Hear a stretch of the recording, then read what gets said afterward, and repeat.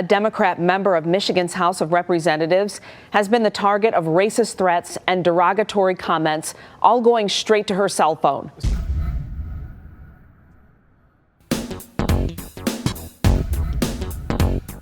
Seven Action News reporter Kimberly Craig spoke with Representative Cynthia Johnson. So first off, Kim, there are so many questions here to be answered, but was this her private cell phone that's been put out there? No, Alan and Glenda. Representative Johnson says it's a public number, and she says the hate is because she's standing up for democracy. Hey, everybody should own a like you. I've gotten thousands, put it like that. Thousands. Your time is coming, you'll see. From the gallows you'll be hanging. It has been escalating. More vicious, more nasty names, and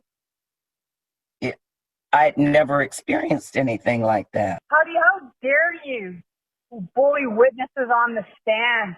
Your name and phone number's out there now. You fucking old fucking black cunt. How dare you bully witnesses on the stand? Your name and phone number's out there now. You're getting doxxed, bitch. You're done. You're so fucking done. Should be swinging from a fucking rope, you Democrats. You fucking Democrats stealing the election. You deserve everything you fucking get. Goodbye, man. You're in so much trouble. Dems are going down, especially fucking big lip niggers like you. New tonight, President Trump's made-up election fraud allegations now sparking death threats. Here are voicemails that Michigan State Representative Cynthia Johnson received. And beware, they're disturbing. I hope you like burning crosses in your front yard, because I'm sure by the time this is all said and done, there will be several. I hope you are dead by now. You are a piece of shit. You need to be run out of office and hung from a tree, you dumb. You're done. You're so done. Should be swinging from a rope, you Democrats. That's awful. And one of the words bleeped from these lynching death threats is the N-word. This stuff is vile. It's deeply upsetting. Why is Representative Johnson being threatened with lynching with her political party part of the threat? Well, in part because she was part of this, the Michigan House oversight hearing last week, where Rudy Giuliani and witnesses pushed President Trump's baseless election fraud claims, and the representative objected to it. You have a point of order? Yes. What is your point of order? Point of order is to have them under oath. You're out of order. As I've said, this is something that is not done here in this state. It's really only... it may not be done under the state, but you're allowing people to come in here and lie, and I know they're lying. Representative, you're out of order. I've indulged you, but you're out of order. And of course, those things were lies. Rudy Giuliani knew they were lies. Representative Johnson is with me now. And Representative Johnson, I just want to, on the back of hearing those horrible voicemails, I can't imagine you even having to listen to such awful, upsetting trash. Did you ever think it would come to this? It was shocking, but it wasn't surprising. And I say that only because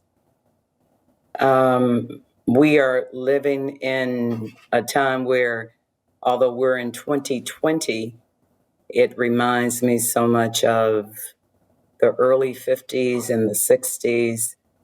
It reminds me also of, and this situation reminds me so much of domestic violence. It reminds me of how women are abused and talked down on and demeaned, and many women don't respond to it. They're too afraid. Well, I'm letting all women know right now, trust and believe this is a form of domestic violence, and we should not put up with it. Here we're talking about people who are saying racist attacks and nasty names and just unconscionable things that's being perpetrated really on people of color, specifically Black people. I'm in a state, the state of Michigan. I'm a Detroiter, a lifelong Detroiter. Yeah. We have people who are homeless. We have people who don't even know where they're going to live next month. We have Black businesses that are disenfranchised. We have people who need stimulus checks. Yet, and I thank God for you and all of media, but we still have to deal with this ugly, racist thing called human beings actually. I mean, speaking to one another like this. It takes a lot of courage for you to speak out about this. You know, I can understand if you would be afraid receiving messages like that. Many would be. Are you worried anyone may try to act on those vile threats? Absolutely not. I'm not afraid of those threats. What I have found is that many of these cowards are just that, cowards. They speak behind the computer, or they'll call me, and if I happen to pick up, most of them will hang up. So to ask me if I'm afraid, I thank you for that question. I appreciate that.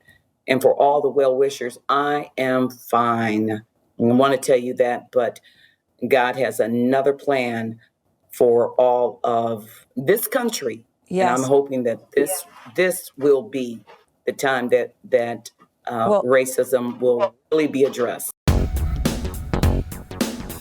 So this is just a warning to you Trumpers. Be careful. Walk lightly. We ain't playing with you. Enough of the shenanigans. Enough is enough. And for those of you who are soldiers, you know how to do it. Do it right. Be in order. Make them pay.